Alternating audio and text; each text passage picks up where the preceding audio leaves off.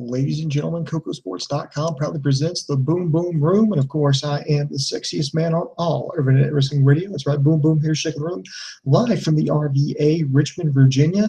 Well, kids, I am back after a much-needed vacation. I spent a few days back home, back in my hometown, back in Alabama. I got to see my brother and his wife. They've had a baby since I've been gone, so I got to see my nephew. I've got two now, so got to babysit him. Got to go see some old friends back at Troy. Went down there for homecoming. Got to chill out and have some dinner with my family. Had to drop off my stepdaughter. I mean, it's been a hell of a week, but you know, crazy as it was, much needed. But I'm back now. I'm glad to be back. And, you know, I love that the first review that I'm going to do is NXT. Absolutely love the show. Now, down here in the comment section, I want you to tell me what you thought about the show. Do you give it a win, a loss, or a tie? And let me know why. Down here in the comment section, just let me know what you thought. Sorry it's taking me so long to get this review going. I was originally going to do it last night. I was like, you know what, I'll hold out, you know, for Coco, because I really love to do this show with Coco. I would love to get his thoughts on a few things, but he's unavailable right now, so the show must go on, and so here I am. Overall, I'm going to give the show a win. I was thoroughly entertained by it. I'm interested to see where they're going for now. I like how they're going to wrap up some storylines and start some new ones. But it was a pretty good show. All right, starting out with this, they did a nice little recap of last week with the #1 Contenders Battle Royal. And, of course, if you missed that review, Coco already has that up on our YouTube page, so be sure to go back and check that out. Or if you'd like, go back and check out that video. I think it was a pretty good main event. Anyway, it starts out with Asuka versus Billie Kay. Asuka, of course, building off her momentum from NXT Takeover, or excuse me, the Respect show that they did. And I just do have an odd question about Asuka. How does she keep that mask on with there's no tie or anything behind it? She just takes that thing on and off. How the hell does she do? No, seriously, I don't know how she does that. And then Billie Kay, the Australian girl, she's hot. What I liked about this is, even though this was typically a squash match, to show off Asuka, show off more of what she could do, to show the kicks. They did mention that Asuka and Billie Kay have tied up before. These two have wrestled all over the world with each other, so these two were not strangers to each other. And Billie Kay, so to speak, looking to spoil Asuka's venture here into Full Sail University. Asuka is going to be absolutely amazing. So far, I'm pretty impressed. I don't think she's even shown us half what she's capable of. Asuka is definitely going to be a huge star. Now, for how long? I don't know. I like how they're doing the women's division here. Billie Kay, I think she needs to pick up some more wins here. But they got plenty of time with them. But I absolutely loved it. I loved Asuka's kicks. That Asuka lock, pretty much, it's her version of the crossface chicken wing. If we're going to go way back to the 90s with Bob Backlund, I think it was like 94, I want to say. No, I think it might have been 96. It was when Bob Backlund came back. He was stalking Bret Hart, kept harassing him. He'd gone off the rails by this point. He had won the WWF Heavyweight Championship from him, and then he was only a transitional champion because he turned around and lost it to Diesel in about 8 seconds at a house show in Madison Square Garden. Yeah, absolutely crazy, but I don't know why I thought I'd bring that up. They go backstage from a selfie cam with Tyler Breeze. He mocked Samoa Joe. He, of course, arguably cost him a shot at the #1 Contender shot by yanking him off the apron during the Battle Royal, having him eliminated. Next, we had Enzo Amore and Colin Cassady taking on Dash and Dawson. This tag team match was way too short, in my opinion. I like Enzo Amore and Colin Cassady. I like their tag team. They got a lot of charisma. Wrestling-wise, I don't think they're there yet. I don't. And that's not a shot against them. I mean, that's just I think just a few more months in there, and I think they'll be ready. Now, I will say that Carmella has definitely come along this year. She has improved by leaps and bounds. Go back and look at her matches in January, February, then fast forward to today and check it out. I mean, she has – I mean, I can't tell you how much she's improved. I mean, it's been great.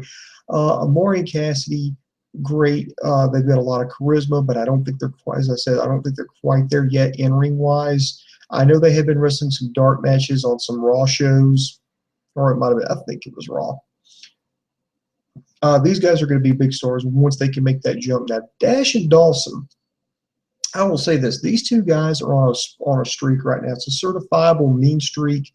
I like this match because it looks like we're setting up a new feud, which I approve of, because right now Enzo Amore and Colin Cassady, if they're not feuding for the NXT tag team titles, then what are they doing there? You know, they don't need to be there. Well, this right here, being tied up with Dash and Dawson, gets them in a program, keeps them away from the title chase right now against the Vaudevillains, because you don't want to have face versus face, at least not yet.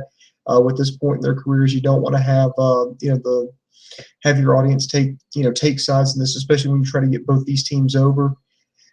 So I feel like if they're not feuding for the tag team championships, they're wasting their time. However, this gives them an excuse to be sidelined. And Dash and Dawson, I will say this: I keep repeating myself. I'm going crazy in my old age, I guess. Dash and Dawson, Dash Wilder and Scott Dawson. I wish these two would get a tag team name.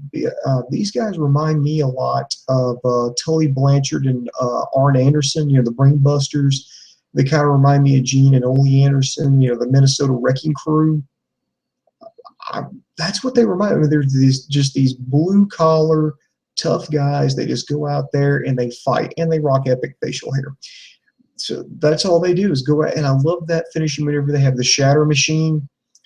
Definitely underrated, but it was a decent match.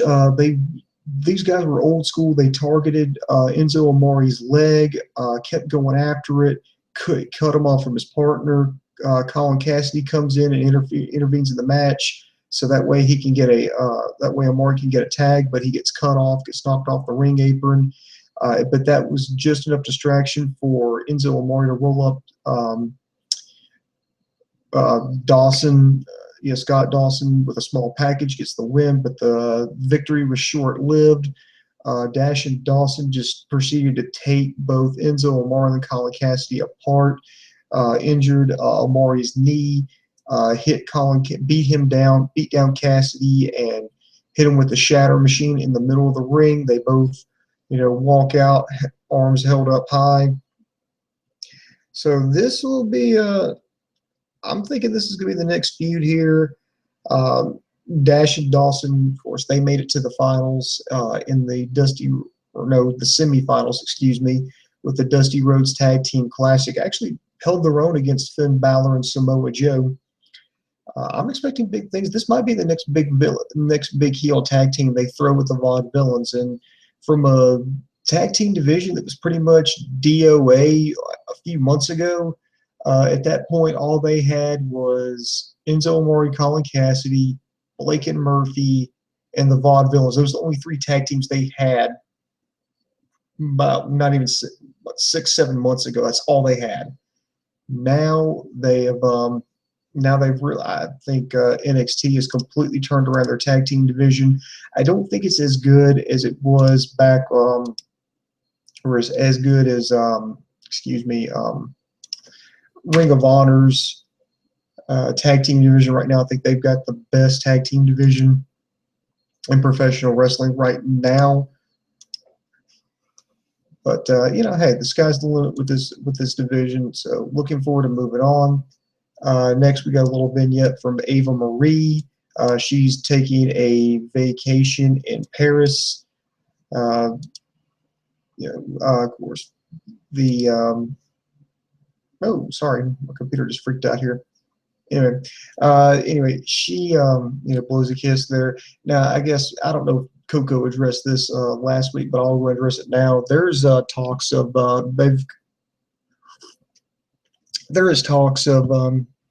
Eva Marie being being asked to take a non-wrestling role after an incident at a house show with Carmella. Carmella was on the outside. Eva Marie, would deliver a kick. I mean, and legitimately kicked the shit out of her. I think she needed help to the back. Now, she's obviously, Carmella's fine because when this was filmed, I believe we saw on TV, it was filmed after that incident. She looked absolutely fine. It goes without saying, I believe they have scrapped the idea to have her win the NXT Women's Championship, which is just fine by a lot of us. In a way, I know the easy road is to go, well, Eva Marie sucks. She's horrible. She doesn't need to wrestle. She needs to retire. She needs to, not be anywhere near a wrestling ring. Yes, while I am critical of Eva Marie, I'm not as critical as other people on her. I've said this, the past couple of months. Yeah, she's horrible, but she realizes she was horrible. And so she decided, I don't want to be horrible anymore. And then made an effort to get better. So started working with Brian Kendrick. And you can tell that training's paying off. I mean, she looks 100 times better than what she did before this. Now, is she there yet? Absolutely not. She needs a lot more work. And she needs to, keep plugging away at it. But she needs to learn to be safe. So if she can't be safe, then no, she doesn't need to be in the ring. But it's just one of those things, unfortunately, when you step in the ring with somebody, especially somebody with that level of training, unfortunately, you can do everything perfect, but if your opponent F's up, you can get hurt. And that's just a risk you accept when you start wrestling. Next was kind of a big surprise, but got spoiled by the internet. Danny Burch came out and he wrestled James Storm from TNA. Now, people are like, oh, wait a minute. They kind of dissed TNA. They said he'd been wrestling in the independents for 15 years. Well, yeah, that is true. I don't know if, look, WWE's not going to acknowledge TNA's existence. And to be honest, they shouldn't. They don't have to. They don't want to do anything to legitimize TNA. And especially right now, TNA is, let's face it, they're treading water. That promotion is treading water. What you're seeing right now on TNA Impact is material for a tournament that they recorded back in July. It is currently October, almost November. This is how far they've recorded. I mean, I think they're done with recordings for the year. So I don't know what the hell they're going to do, and this is a pretty big coup. I mean, right now, do you realize WWE has got the Dudleys from TNA, they got Samoa Joe from TNA, now they've got James Storm. It's looking like he may do something kind of like what Rhino's doing. He's going to be something like a trainer, wrestler position where they'll put him in. And here's another funny thing that just kind of like, kind of puts me kind of confuses me here about WWE, that they often brag about how they're the best wrestling company. They've got, the best product and everything. But every time when it comes to training or scouting, they always seem to go with people who never worked in WWE. Now, listen to this. Jason Albert, he's training everybody right now, but he made a name for himself. Yeah, he wrestled in WWE, but he made a big name for himself in Japan. But you know what? You're like, okay, but he still worked with WWE. What about Sarah Del Rey? Sarah Del Rey never worked for WWE. She's the women's trainer. She's kicking ass right now, and all those girls are fucking amazing because of her. Adam Pearce, Scrap Iron Adam Pearce. Remember, he got rejected by TNA. That go check. He's also a former NWA World Heavyweight Champion, excuse me. He's out there. I think he's doing an agent producer role for him right now. Now they're going to talk about bringing in James Storm. So I'm just kind of confused here. If WWE is this big conglomerate, they're the best, and why are they going outside for so much help here? I'm not complaining, mind you. I mean, yes, I realize that they have Ricky Steamboat and William Regal, people like that helping behind the scenes. But I'm just saying, for a company that claims to be so big, so bad, they really go out, and to get their guys good, they go to the outside. And with the exception of Tyler Breeze, a lot of their success stories have been guys who've been in the independents. And at least Triple H has realized this, and they've gone to WWN, and they're trying to get more help, and they're going to, I guess they'll be using companies like Evolve as feeder leagues, maybe get send some people there, get them some experience, bring them up to the Performance Center, teach them the WWE style, how they work, how they do things, and then bring them up to the main roster. Because, I mean, think about it. Everybody that they have that's a big star, I believe with the exception of Tyler Breeze, all independent products. And speaking of Evolve, can anyone find me a link to the most recent Evolve show? Sami Zayn was out there. He did a little angle with their champion, Timothy Thatcher, and I think Johnny Gargano was there. I'm just looking for, so if anybody happens to find a link, I'm not encouraging yo-ho, a pirate's life for me, but if you do send me something like that, I'm not going to complain. I know I'm a bad internet host, bad boom boom. I really haven't been watching Evolve, but maybe with TNA on the rocks right now, I can make exceptions for things, and I can go out and watch. Maybe that'll be my New Year's resolution coming up. Watch more stuff like Shimmer and Evolve, because that seems to be the big feeder leagues. But anyway, James Storm comes out there. It's about a 2-minute squash. He hits Burch with the 8-second ride to end it. I love how he's. I'm actually surprised. I believe it's Billy Gunn, Kip James or Monty Sop, whatever you want to call him. I believe you can credit him for bringing in James Storm. And I think there's rumors that maybe Bobby Roode will be next. I hope so. And I'm actually shocked about them bringing in James Storm, because I know when Dave and I were talking about what wrestlers would do where, if you could trade out wrestlers, who would do better in TNA from the WWE and who in TNA would do better in the WWE, the topic of James Storm came up, and I said no, that I don't think they'll ever take him. I don't ever think they'll take James Storm, because he's older. He's not what they're looking for. I don't think he's got the body type that they're looking for. And well, fuck me, they got him. Now, where they get, and I'm actually kind of surprised, because usually if you're going to get these guys from TNA, they always go back to like Ring of Honor or something first. Well, then there's the incident with the Kevin Steen action figure that they put out. Then they actually started seeing Ring of Honor, and they're like, okay, we're going to view them as competition. We're not going to do anything else with them. And then TNA, they never like to give them any kind of validation whatsoever. So I'm actually surprised this happened, and I'm surprised they picked up the Cowboy. Well, wait a minute. If we can only get Wildcat Chris Harris back, hey, we got America's Most Wanted reunion going. But unfortunately, Braden Walker didn't work out so well. All right. Next, they had like this video package about Apollo Crews. They talked about how he did wrestling, how he his dad watched it, and he watched it with him and kind of got addicted to it. His parents were from Nigeria, and he always kept moving around because his dad worked with the United Nations. So he went to Kenya, Uganda, and how his parents divorced, and his mom went to Georgia, and how he would go live with her for a couple of weeks out of the year in a one-room apartment. And I love this. I mean, they do this great presentation. He's a very, he came off, at least to me, tell me guys what you think, but I think Apollo Crews came off as a very likable person, really good person. I really wish they would do this with people that they're bringing up from NXT into the WWE, any kind of new person that they're bringing in. It just, you get to know them, and that way you can either cheer them or boo them. And speaking of that, I guess I need to mention this. Congratulations to Tyler Breeze. He debuted tonight on SmackDown. Apparently, he's going to be the new love interest for Summer Rae, as like his first feud's going to be against Dolph Ziggler after that Miz TV segment. So, congratulations to him. I kind of wish there was.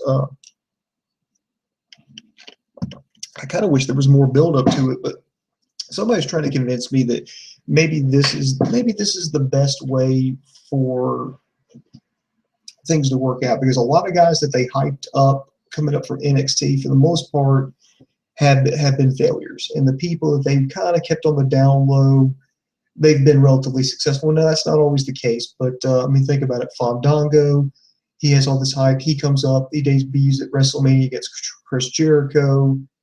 flops. They do this big build up to Bo Dallas. They bring him out, flops.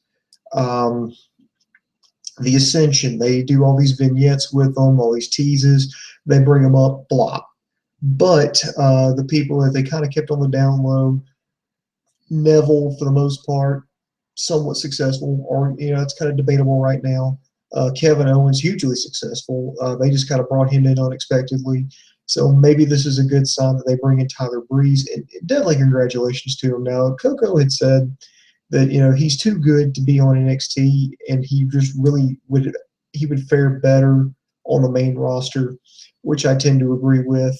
I mean, if he wasn't going to win the NXT championship or not be in that hunt, he just didn't need to be there. But congratulations to him. I mean, hell, he's been in NXT for a better part of a decade now. It was time. And while I'm sad to see him go, I'm anxious to see what Prince Pretty can do on the main roster. I think a great feud against Dolph Ziggler would be a great way to start out. I hate that he never got a title reign, but he was always up there in the main event. He's always up there, and he was always in contention, always holding his own, really refined and developed his character. So you know what? It was time. All right, back onto the show here. We saw Peyton Royce versus Alexa Bliss, double round. This match was okay. It's really kind of set up Alexa Bliss as the next threat to Bayley for the NXT Women's Championship. Peyton got legs going on for today. And by the way, I really, really like Peyton Royce's entrance, that thing where she's like on her back, pulls her leg all the way back up behind her ear, then rolls into the ring. Yes, more of that, please. More of that, yes. Alexa Bliss doing – now that's somebody who's also improved. Take a look at Alexa Bliss. When she started at the beginning of this year, I mean, it was okay, and then they turned her heel. She started to pick up some steam. I think she's coming to her own now. I think she's really hit the stride with the heel character. I mean, it's amazing. A little tweak, a little different dye job on the tips of the hair, or tips of her blonde hair, and she is just humming right now.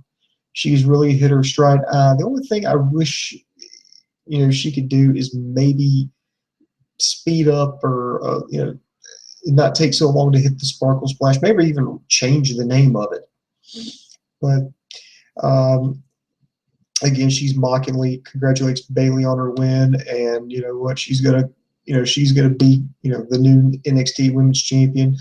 I definitely approve of Alexa Bliss being the new challenger. Looking back at all this, the women's division, they've reloaded on. You got Billie Kay now, Peyton Royce, Alexa Bliss, Carmella, Asuka now, Dana Brooke, Emma. They're going to be bringing in some new.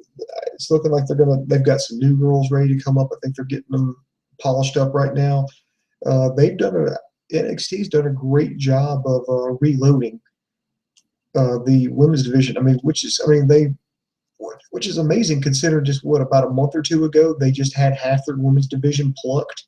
Just boom, right there, three of their top talents, boom, boom, boom, all gone at the same time, including Sasha Banks, who a lot of people are just absolutely. I like Sasha Banks, but I'm in love with Bayley. Hey, I'm sorry, I'm a Bayley mark. There you go. There, I said it. There, I'm a mark for Bayley. There, her happiness is infectious. There, so sue me. Looking at it, I think the best thing that ever happened to Bayley was that broken hand. And some people are kind of like, what? Say that again, Boo Boo? I think Bayley's broken hand was the best thing that ever happened to her. Well, why is that? Because I think if she's healthy, she gets called up with the other three members of the roster, and they go up to the main, and she gets ruined. Look, you have arguably handed three of the best women's wrestlers in the modern era to WWE for this Divas Revolution, and look what has happened to them. You've got here's what's happening with the three. Charlotte, yes, she is your Divas champion, but okay, all the thing they're doing is She's Ric Flair's daughter. She's Ric Flair's daughter. Did you know she was Ric Flair's daughter? Well, she's Ric Flair's daughter. That's all that we know about her now. That's all that WWE cares about. She's Ric Flair's daughter. Becky Lynch, with the exception of like maybe a couple of matches every 3-4 weeks, she's done nothing, which is a damn shame. And then the fucking boss, Sasha Banks, what they're doing to her is just borderline fucking criminal. It is. It's absolutely borderline criminal what they're doing to Sasha Banks. I mean, the crowd loves her. They want her, but they still have her wrestling tag team matches with Team Bad. I mean, it's a damn shame. It's an absolute damn shame. And I can only imagine if Bayley was healthy, what would they be doing to her? They would probably, stick her on, like, have her out bubbling around, have her doing something goofy instead of putting on 2 of the best matches of the year with Sasha Banks. No, that broken hand, it left her down there. There's credibility with the women's. And besides, if you take out Bayley, who do you put the championship on? I don't think anybody else is ready right now. Now, some people are like, well, what about Asuka? Asuka wasn't there. Asuka was not there. Are you going to put it on? Are you going to put it on Emma? Are you going to put it on Dana Brooke? Who are you going to put it on? You got to build up somebody here. So she comes on. Anyway, she stays down there, has 2 Match of the Year candidate matches with NXT. Is just absolutely just eating up all the, just help made history. The main event, Iron Woman match. Doing great. And now if I'm booking this, here's what I do. I keep the championship on her. And it's not just because I'm a mark for. No, I legitimately keep the championship on Bayley until I am absolutely positively ready to know that I can pass that championship off to somebody else who is not only are they ready, but there's a division below them with credible challengers. So it could be more, and I'm just going to make this up. Okay, you know what? Let's just talk about it. Let's just say it's Asuka. Let's just say she loses the title to Asuka. Okay, fine. And you're like, okay, well, there's your credible. Well, does she have credible challengers? Do you have enough faith in people like Alexa Bliss or Billie Kay or Dana Brooke that these ladies are big enough challenges where if they challenge Asuka, there's a little thought in the back of your head going, well, I wonder if they can actually beat her and take that championship. Well, that's what you got to think about. So until that time comes, I keep the belt on Bayley and just keep building these girls up because you've got nothing but time on your side at this point. And besides, if I'm Bayley, I'm in no hurry. I'm in no hurry to get up to Raw because look what they've done. Look what they've done so far. Vince McMahon looked at the girls and said, ooh, shiny new toys, played with them for about a couple of weeks and said, okay, now I'm bored. And then went back to the same old shit. Went back to da-da-da-da with lipstick. That's all they did. That's all they did. And it makes what they've completely, the Divas Revolution is a fucking joke. I mean, it's just, okay, we're going to divide up into teams of 3 and you're all going to feud with each other with tag team matches for the next couple of months. Okay, there's your Divas Revolution. Fuck you. All right, so going on here to the main event. Rhino versus Baron Corbin.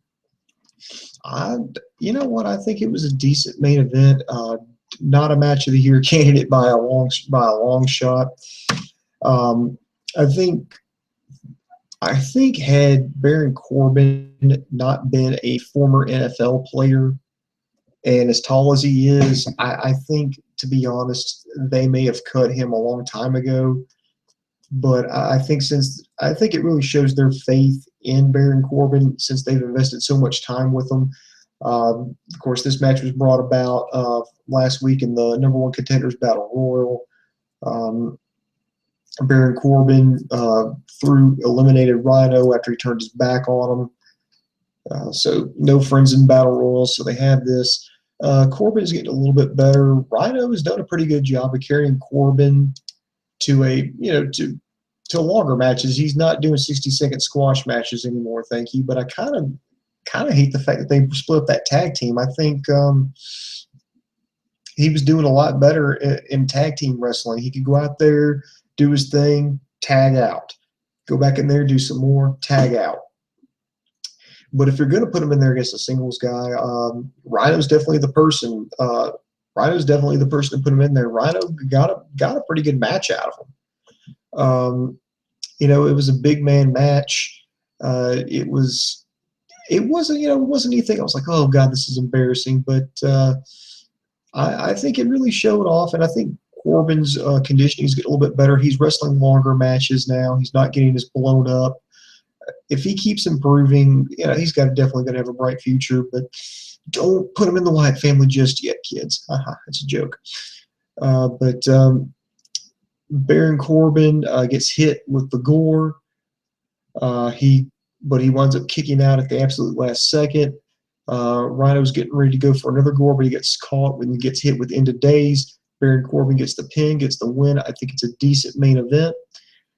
Then to close out the show, Samoa Joe tells Tyler Breeze, he calls him a desperate man, says, you know what, get your selfie stick ready, get your face, everything done up, just as priceless, just as perfect as possible. And he goes, and take that perfect selfie, because next week he will make sure that Breeze never looks the same. That's a hell of a way to end the show. But so all in all, no, it was a decent show. It was a decent show.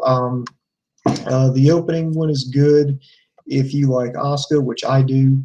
The tag team match, it was okay. I think it was done more so to establish a feud between Amore and Cassady against Dash and Dawson. James Storm is a huge coup. It's a huge get for NXT, and I think maybe that's part of their strategy is to start taking these TNA guys and sinking their. I mean, right now they're sinking and they're just throwing them anchor by taking all their talent. And in a way, maybe it's kind of good for TNA because the less guys they have, the less people they have to pay, and they could save money. And right now they've got a ton of people on the roster. I think if they can, realistically, looking at TNA, if they can get Jeff Hardy and Kurt Angle off the roster, maybe, and let's be honest, WWE's looking at both of them, especially Jeff Hardy. Kurt Angle, I don't know. I don't think Kurt Angle will ever wrestle again. Not at least not if he goes with WWE. Because to be honest, I don't think he could pass a WWE physical. And I'm sorry, I know that maybe pisses some people off, but I would rather have Kurt Angle take up like a managerial role, an agent role, a trainer role, just something else, because I would like to see him still walking in 20 years. Call me an asshole, but that's what I want. I want Kurt Angle to not wrestle and to walk than to wrestle, risk getting his damn neck broken and be paralyzed. I'm just saying. Maybe that makes me a douchebag. I don't know. But James Storm being on that's kind of a nice addition. Peyton Royce versus Alexa Bliss. That's some good eye candy. And Alexa Bliss, she's really come along. Rhino versus Baron Corbin. Decent. I think it was a decent main event. Corbin starting to come along quite nicely. I don't know if that's just because he's come along or Rhino's carrying him, but either way, definitely a good, decent big man match. It wasn't, we're not talking like, Stan Hansen, Vader. We're talking, it was a good match. But here's something, and I want to get, this is something I kind of wish Coco was here, because I would love to get Coco's opinion on this. And guys, feel free to put your opinions down here in the doodly-doo.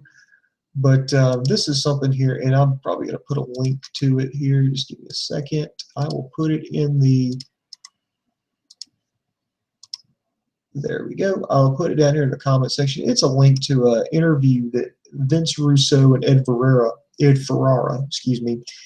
they did this. They had a discussion. It was on Skype, and one of the things they talked about was NXT. And I think Vince Russo may have gotten the spot back as the wrestling devil.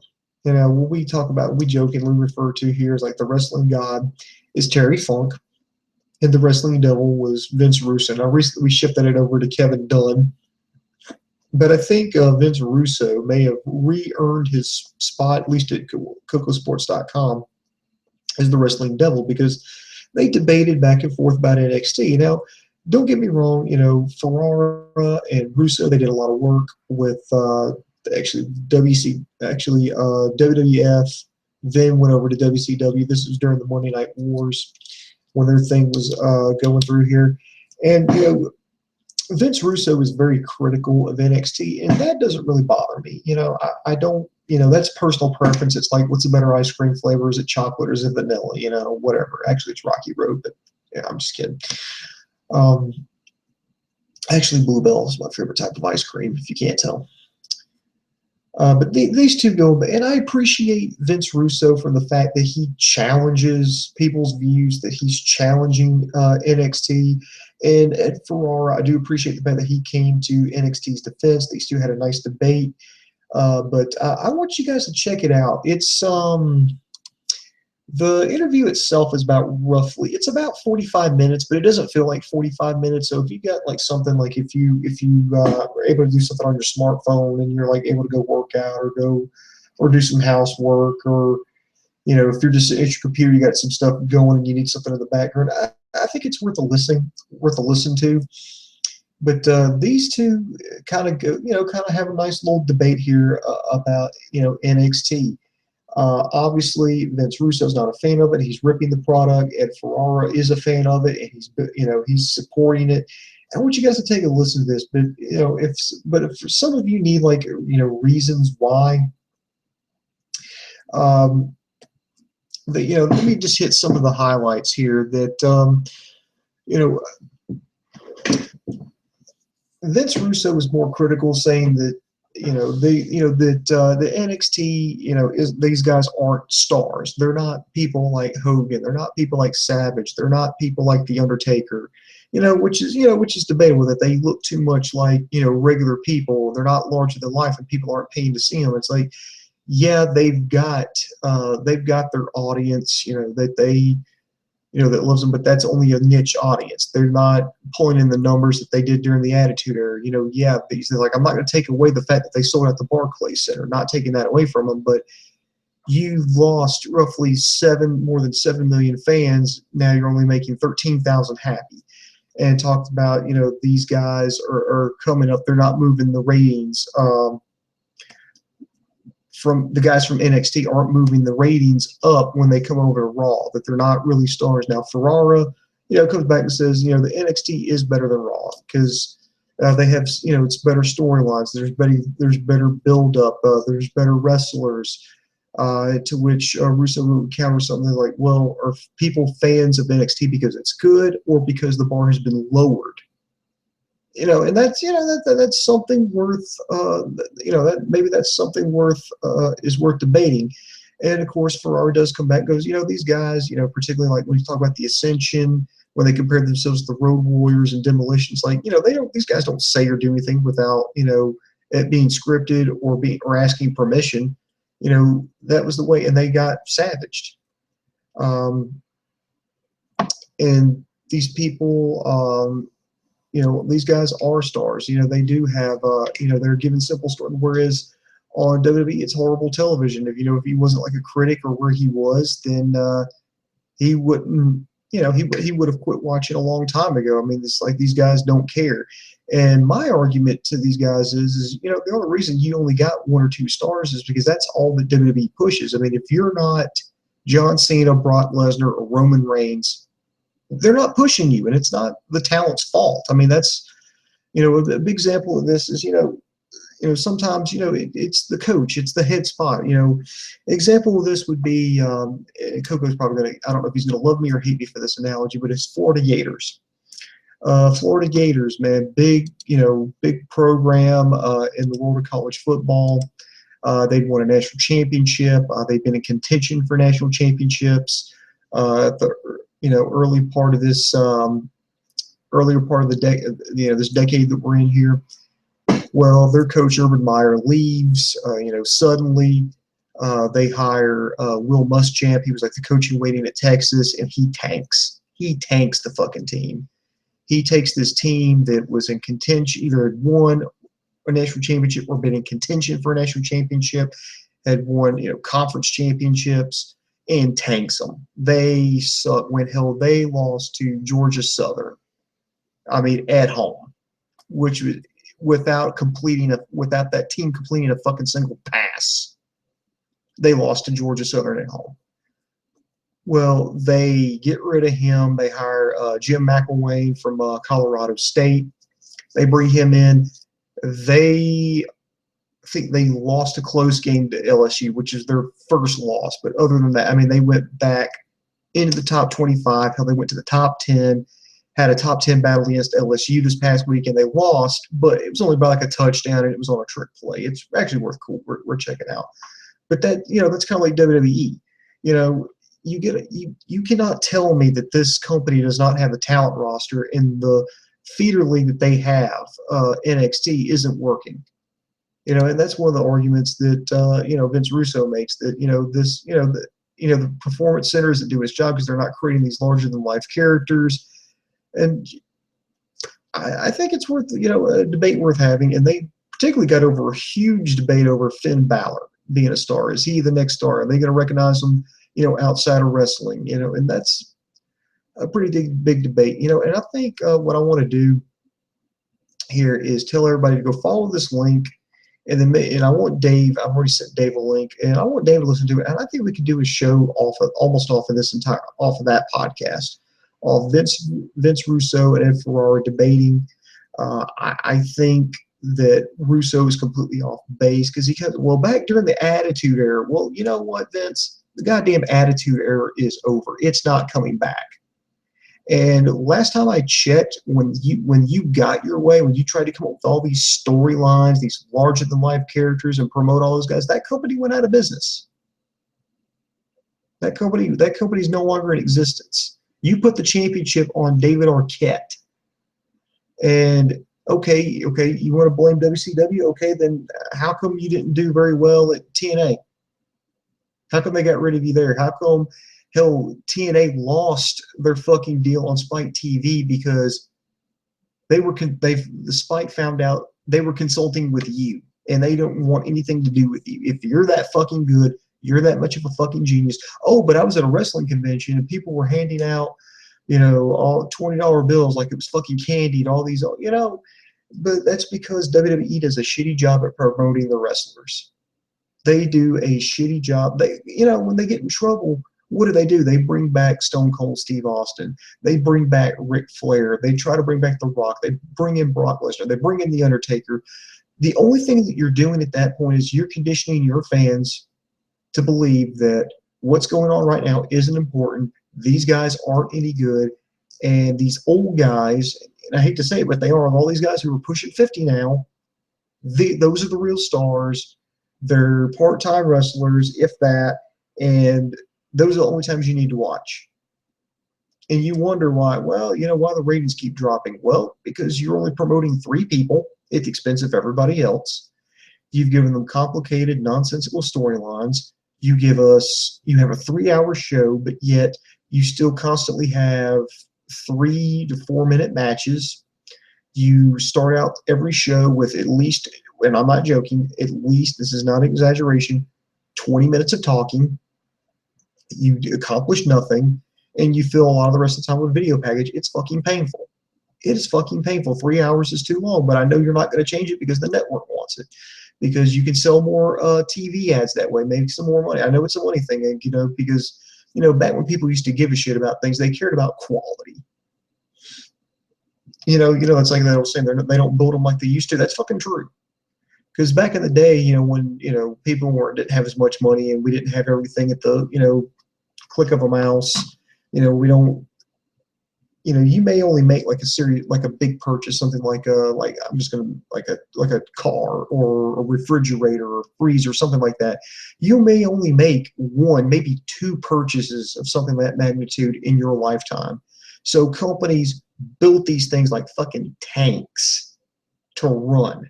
To be the best, because they knew, they only may have 1, maybe 2 chances in one customer's lifetime to sell them a product. And if they didn't sell them a good product, boom, they miss out altogether. Now, WWE, it's just different. They've oversaturated the market. They've got, 3, 4, 5, 6, 7, 8, at least 8 hours 11 if you, yeah, 11 if you have a week with a pay-per-view of content on television per week. Plus you've got the WWE Network, and I think you've oversaturated the market. It's simple economics. You right now you've got more supply than you do demand. Back during the Attitude Era, yeah, you had, you didn't have everything that you have now. The internet was still dial-up at the time, and people couldn't wait for the next show. And now, I mean, how many times have you been like, oh, I can't wait for this next WWE show? It doesn't happen. It doesn't happen. So I really think WWE's completely failed it, and I think Vince Russo's completely off base here. But I want you to tell me for yourself. Look down here in the comment section. I put a link to it. I want you guys to watch it. I'm going to get Coco to watch it, and maybe we should just come back and talk about this. So that's what I want to do. Also, down here in the comment section, please let me know if you'd like me to do a Ring of Honor review. I checked that. I'm caught up on that. I checked that out this week. I think it was kind of a short show in my opinion, but it was good nonetheless. But let me know if you want me to review it. And in the meantime, you can check us out at KocoSports.com. That's KocoSports.com. It's your home for all combat sports. That includes boxing, mixed martial arts, pro wrestling, amateur wrestling, sumo wrestling, taekwondo, kickboxing, judo. Also, be sure to check us out at prowrestling.me. You heard that correctly, prowrestling.me, no .com, .me. We've got some great news there. We've got Hulk Hogan. He got a victory over Gawker in court. WWE, they've mentioned their quarterly dividends coming out. We've got some TV tapings for the results for Ohio Valley Wrestling. WWE has signed a couple more people who were on the Tough Enough show. We'll let you know who they are. We've got a ton of stuff there. We've got blogs. We've got links to virtually everybody on Twitter. Get well soon, Hideo Itami, who's now he's undergoing some rehab in Birmingham right now. Know where exactly when he's going to get in, when he's going to be back, but you can always track that there. And of course, you can always find us on YouTube, Facebook, and Twitter. So like and subscribe to us. I apologize if I didn't get any comments. I'm having some trouble here with my computer, but keep the faith here, and we're going to try to do a show at least once every day. So just keep us on the back burner here. So this is me, and from my partner Dave Coco. I am over.